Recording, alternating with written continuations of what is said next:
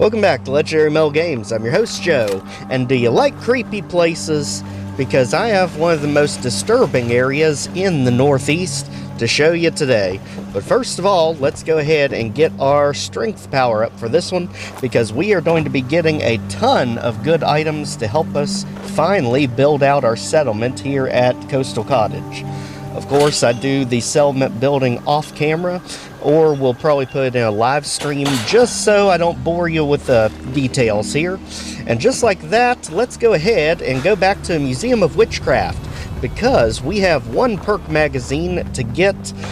We were literally run out of there by the Savage Deathclaw, and the problem is, she is still stomping around in here. So, now that we have our bearings about us, let's go ahead, creep around. As you can see, I mean, her perception is on another plane of existence, because it is very hard to sneak by her. Let's just go ahead and sit here. Basically, the Perk Magazine is on the table right there in the corner. And again, it is so hard to get to because she will basically just one-shot you if she starts charging. So let's just go ahead, make sure if we can get it to hidden would be perfect. Right now, she's just stomping through the rooms looking for us. And just like that, we just need to make this quick. Grab it and go, grab it and go. Come on, Grognak, as you can see there, critical hit bonus. Run, run, run. And just like that, we've got everything important out of the Museum of Witchcraft. Let's go ahead and move on. And as you can see here, again, we are ambushed by super mutants here. And this is where we're really going to see just how difficult the super mutants are in Fallout 4. They are no longer the lowly grunts that they were in Fallout 3. Something happened between the Capital Wasteland and the Commonwealth. I have no idea what, but my gosh, the super mutants are so much harder in this game. It is unbelievable. You never seem to get one of the bombers when you actually need them, but luckily the ones that just have the melee weapons are pretty easy to take care of. The trouble is the armored ones here. So the Enforcer is going to be a mess. We've got Preston Garvey adding energy damage constantly to them, but if I remember, they're actually resistant to energy attacks. So this is rough, because the problem is how much damage he's doing per hit. He's just going to end up running us out of stim packs if we're not careful here. So let's try to get headshots on him if we can. Again, not resorting to VATS, just because we've got the SSG, basically, the double-barrel shotgun. And come on, around the corner if we can pin him in. Come on, come on. Oh, come on now. Jeez. Literally to the end of our health, to the end of our stim packs, this Enforcer refusing to go down. There. As you can see, we have super mutants orders. You know, it's rare to even see them communicate outside of just grunts and random gibberish. Sorry, Strong. I love you, buddy. And if we look here, we can see super mutants orders. What are they? They are kill, loot, return. That is the most super mutant note I have ever read in the history of anything.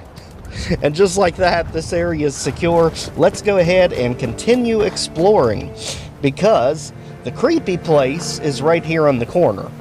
But before we go there, let's go ahead and get us a few more locations that we can fast travel to, because that is going to be imperative as we work our way down the coast. So again, let's just dodge that building, which is definitely going to be our target going forward. Finally find the mute fruit, which we need for our adhesive farm down at Abernathy Farms. As you can see here, we are finally in the city of Salem. So, the Salem Witch Trials, Salem, Massachusetts, here we go.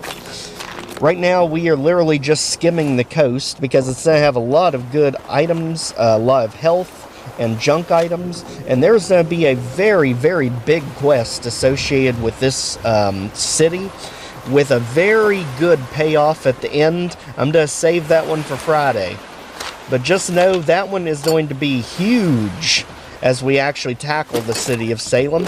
Right now, we are just getting us some fast travel locations and making sure to raid everything we can. As you can see, we really need to start putting perks into lockpicking because at this point, everything's starting to become advanced or expert. And so far, the beach is pretty clear, thank goodness. Always a good idea, especially when dealing with water, to just click your vats constantly. That way you can spot things, ideally, before they pop out on you. Because anytime you're near the water's edge, expect mirelurks. Of some type, of some variety, you know they're going to be around somewhere. As we go ahead and keep scouring for items at this point, because what we're going to do is I'm going to go ahead and return these to base, just so we have some material finally flowing into Coastal Cottage, so over the weekend I can actually build the settlement up a bit. For now, let's just enjoy this amazing scenery as we go through all these abandoned shacks here on the water's edge. Again, some of the best building material around here. You've got typewriters, you even got bottle cap stashes here hidden. A lot of utility equipment. Things like the Wonder Glue and alarm clocks, fans, all sorts of neat things that help add those crucial components. And here you can see we've got a nest of eggs. And anytime we've got a nest of eggs, you know a few of them are going to hatch. So just smack the mirelurk hatchlings. That's the best way to get rid of them without wasting ammo, because they pretty much go down one smack, sometimes two. And just like that, that's good. Whatever ones didn't hatch, we can actually take the eggs, because they are a food ingredient. And just like that, let's keep it moving. Let's reload. And now we have the big building. And considering we had eggs just near here, got a pretty good idea. Yeah, as you can see there, vats snapping over here. Yep, we've got a soft shell mirelurk. So, the one good thing about the soft shell variety is their defense is much lower, but still, you want to make sure to hit them in the undercarriage. So at the moment, let's just step away from that. We don't really want to trigger too much on ourselves here if we can help it. Instead, let's go up into the city of Salem, because again, we are just getting as much as we can hold before we zoom out of here and get on with our actual mission. So in Salem, we have a diner here we can go to loot. And again, you can see it was Halloween time when the bombs fell, because all of the decorations are still here. And you can see what the good thing about diners and places like this is they're going to have a lot of ceramics between mugs and plates and such like that, which is really good for making your furniture. It's really good for making various miscellaneous structures. And also the glass and aluminum cans. All very, very good for settlement building. Just hoard it all. This stuff doesn't weigh much at all. As long as you have a way to fast travel back to base, you can quickly dump it off and head back on your adventure. Again, just raid everything out of this diner. Even the oven mitts. It's all gotta go. Preston Garvey has literally given up on us because, you know, he is waiting for us to restore the Minutemen to their glory. I mean, at this point, he's literally just sitting at the table, just scribbling notes. I mean, he's bored as all heck. Sorry, Preston, we won't let it happen again, but we couldn't help ourselves. Coastal Cottage literally has nothing built other than a bed and a turret, so we definitely need to help it severely. As you can see here, we also have a church here in Salem that we can go into with some very good items. You've got wine, you've got, again, with the ceramics. But most importantly, there's something really interesting on the roof to this, and that's going to be a part of the upcoming quest. So the gist of it is there is a survivor in Salem. And I believe he's the only one left. He's holding his own against all the mirelurks that have literally just created their nests nearby. So it's our job to clear out Salem from the mirelurks. Obviously, we're not quite ready for that yet. So that is going to be our big glorious confrontation on Friday. And he actually gives you some outstanding rewards. Some amazing weapons, armor, and equipment for completing the quest. Basically saving Salem as a whole. And I believe it is put us in direct conflict with another Mirelurk Queen, but if I remember, the Mirelurk Queens don't even spawn into the game until you've reached a certain level, and I believe it's level 20. So we might be able to squeak through this one without even getting a Mirelurk Queen out of it. Which will be ideal, because this area gets flooded with 2 of them. So let's go ahead. As you can see, there's literally a cap stash under the spiral staircase, working our way up the church. And here's the interesting thing, as you can see up on the roof. This roof is not quite what it appears to be, because we've got a terminal and a mini nuke. A very valuable resource in this game. And you notice in this computer terminal, there's a turret control. And a password that we don't have yet, because we need to be on that mission. Basically, we are restarting the turrets to make sure that they keep the Mirelurks out of the city. And again, since that's not our quest today, we're just getting it to where we can fast travel here and go off to the races first thing on Friday. So again, just getting everything we can. As you can see, this city is beautiful, especially when you get it under control. As you can see, we've got various vendors and stands over there. We've got the church that we're on top of. You've got the diner. You've got various buildings you can go in. This is an absolutely beautiful city. You've just got to do something about all the dang Mirelurks before you can do much with it. So, now that we're getting about full on items, let's go ahead. Again, as you can see, cameras and all this really good stuff for base building. Let's go ahead and head back. As you can see here in Coastal Cottage, we are just going to dump that in and now get back on our journey. And now for the main event. This is what we're here for today. And this is where everything goes off the rails right into the fire pit. Because this is disturbing, this location. And I absolutely love it. Get ready. This is Sandy Coves Convalescent Home. And if you're not sure what a convalescent home is, neither did I at the very beginning. It's a nursing home. So just let this sink in. We're going to be exploring a post-apocalyptic nursing home. This is going to get pretty dark. Get ready. Because there is actually a lot to see and do in here. And this area is terrifying if you don't know the secret. Welcome to Sandy Coves Convalescent Home. How may I help you?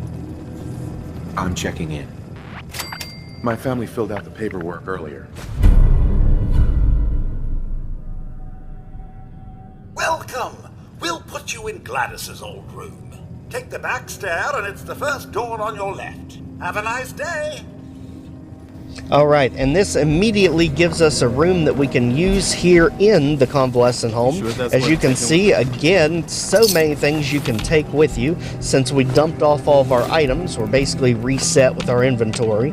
But as you can also see in the top right there, we do have another Perk Magazine.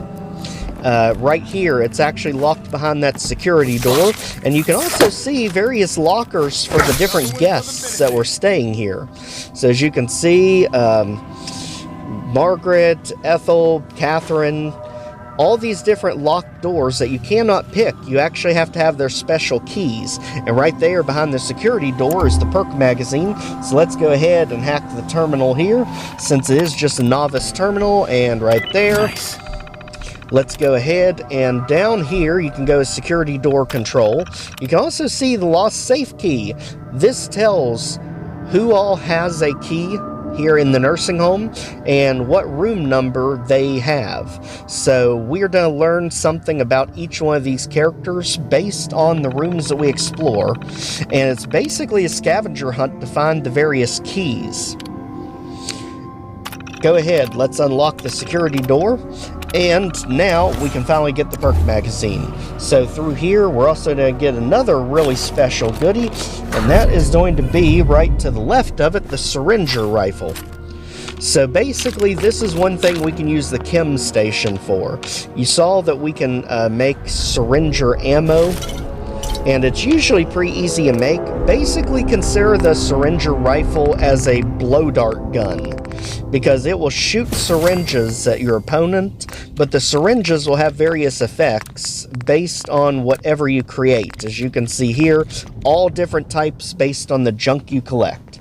So it is very, very niche, but it can be very overpowered depending on what type of syringer ammo you make. You can literally paralyze enemies, poison them, do all sorts of crazy things.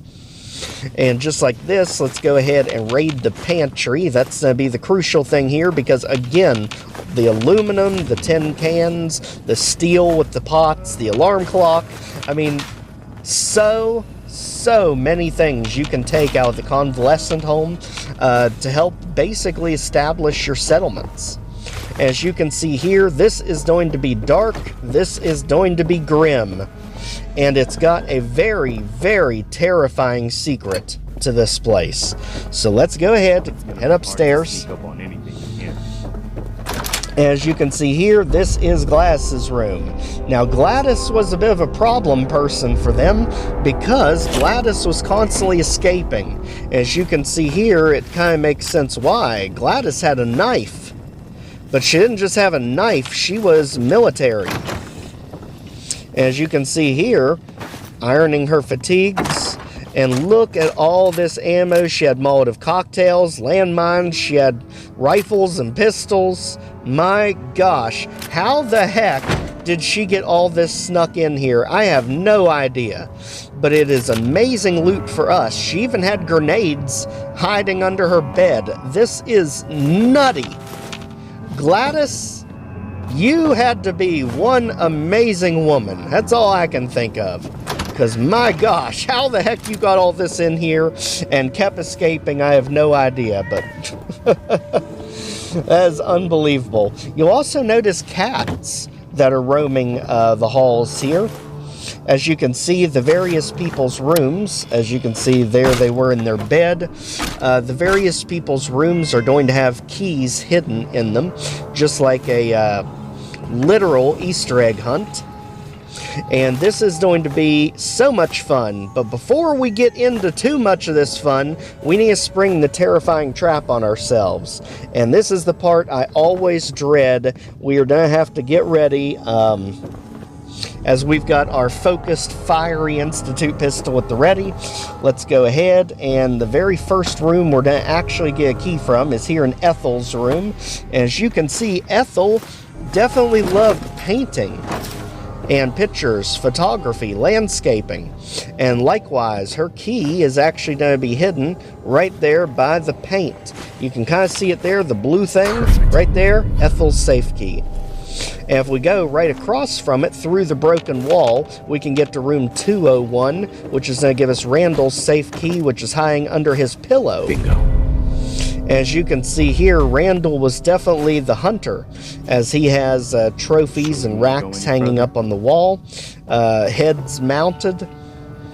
And now is when all heck is about to break loose. So definitely throw a quick save if you value your sanity.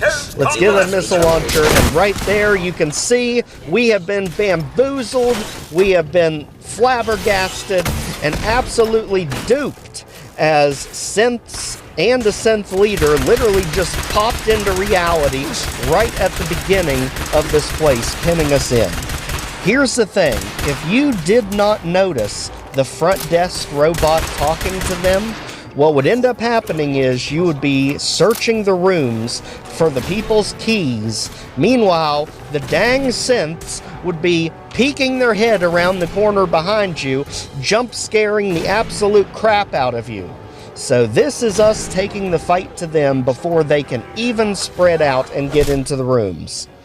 And let's help Preston Garvey up here with the leader, since we literally are overpowered with this weapon, lighting him on fire and just dismantling him in no time flat. My gosh. I have made this mistake before, just taking too long to notice when they appear.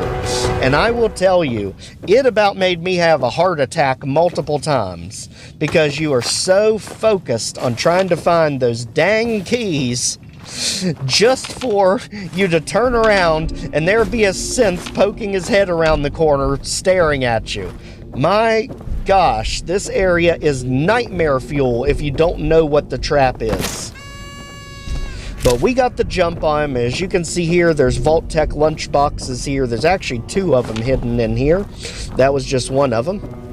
And finally, Preston Garvey's taking a much needed rest. I don't blame you, buddy, one bit. At this point, let's go ahead, put our keys to use downstairs so you can get an idea of what we're actually getting for all this trouble of key hunting. And also, as we head down, let's go ahead and dump off all this stuff just in a random toolbox for now. That way we can actually move and not be so sluggish. So, just like this, let's go ahead, take those items, throw everything in, and just like that, we can move again. Thank goodness. As you can see here, this area is just completely dismantled and destroyed. So, we have 2 keys so far. We have Ethel's and we have Randall's. So, let's go ahead and take them back to the main area up front as soon as we make sure that this room's clear. Thank goodness at least some of the robots survived that onslaught. Every time I have played this, no matter how many times I've attempted, I have never once, as you can see it's full of chems, not one time have I ever been able to save the front desk robot. There's literally just too much that pops in around them. As you can see, as we unlock these safes, the safes is basically where they were keeping their medicine. So this is going to give us a great stash of chems, and let's go ahead and check out what we're going to target next. Edward's safe key is right down here in room 106. So again, let's stay on the bottom floor. That's going to be right here. As we go ahead and hop in, just exploring around. 106 is going to be back toward the back. And we don't want to go upstairs because this is first floor. And just like that, here we are with the typewriter, and there is the key, right by the typewriter. So as you can see, Edward was all about journalism. He's got newspapers all over the place. He's literally died with a book in his hand. I mean, this guy's committed to his craft. And since we're here by the staircase, let's go ahead and head up one to get to Catherine's safe key. So she is right above us in room 205, so 106 to 205. As you can see here, she is basically the crazy cat lady. Now here is an Easter egg. You might not know about this situation. As you can see, her keys right there by her cat bowl. The Synths absolutely hate cats. And if you are not fast enough, they will actually wipe out the cats. So don't let that happen to you. Ambush the Synths before they can even get spread out in this place. Because you had like 4 or 5 different Synths and all these different rooms they can hide in. Don't let it happen to you. And now we've got 2 more of them done. So that's 4 of the 6 finished. Let's go ahead and let's head back to our clues here because we have 2 more to go. So back to terminal, back to the key reminders. And now let's go ahead for Mortimer's safe key, since that's literally the one right beside the reception hall. So that's this one here. He was the boat fanatic. So as we go over here, you can see the swan boat, you can see the alcohol, the bourbon, all the traveling pictures, and absolutely beautiful models in this area. He was definitely wheelchair bound. As you can see, his key is right there in what is considered his favorite boat. So definitely a fan of fishing. Just like that, that is 5 of our keys. We have 1 more left to go. At this point, notice we did get the army fatigues. Let's go ahead. As you can see here, just putting them on actually increases our strength and agility by 1. So that'll actually give us just enough of a boost that we're not overweight anymore. And just like that, we can get all of his medicines. 1 more to go. So check this back out, and now we are looking at Margaret's room. She is 104 under her fertilizer. So she is the green thumb of the group. Just like before, let's set out. That's room 101. There's 102. So just follow them around. We know we need to take a shortcut through here to get back to back rooms. This was 106. And the staircase over there, so let's backtrack. There's 105, there's 104. So, as you can see here, she is the plant lady. Man, I'm sure they were beautiful at one point. Definitely surrounding herself with all of her beautiful gardening plants. The vase, the fertilizer, and that is what we're ultimately looking for. The key hidden right in there. So, let's go ahead and head back now that this is the final key of the set. And we can finally get the last of the rare items. So, down here, Margaret's safe right there. Rad-X Radaway, and just like that, we have every main thing that we want out of here. Obviously, off camera, I will come back and raid all the things for our settlement. As you can see here is an overdue book return. Always check these out because you grab them periodically as you just grab junk around the area. As you can see here, we do have a novice lock we can pick, and there was someone in the bathroom using medications they probably should not have been using, but we will absolutely take the jet and the stim packs. And just like that, let's head home, put everything back up, sleep until morning so we are ready to go back at it. And finally, we have got ourselves to a great point. As you can see, we're finally able to hold off synths, we're able to hold off super mutants, and we're going to get the ultimate challenge next time as we finally take on the city of Salem itself. It is going to be crazy. And alright, please check out the Fallout 4 playlists. Like, share, comment, subscribe, some more Could See videos. See you next time. Take care, everyone.